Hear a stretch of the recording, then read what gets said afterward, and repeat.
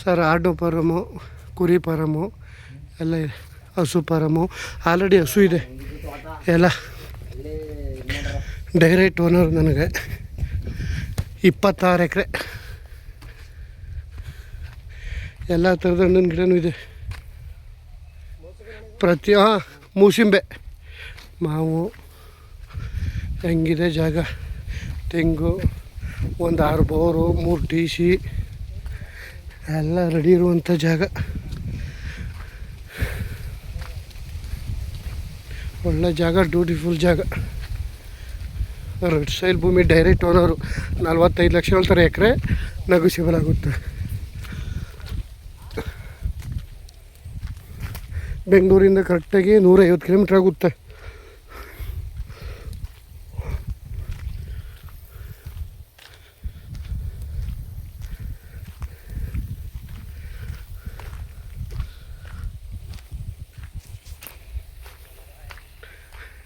ಹಲಸು,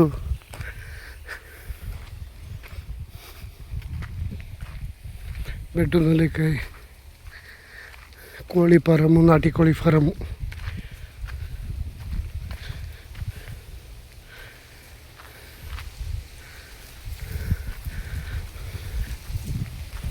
ತೆಂಗು ಒಂದು 500 ತೆಂಗು ಬರ್ತದೆ.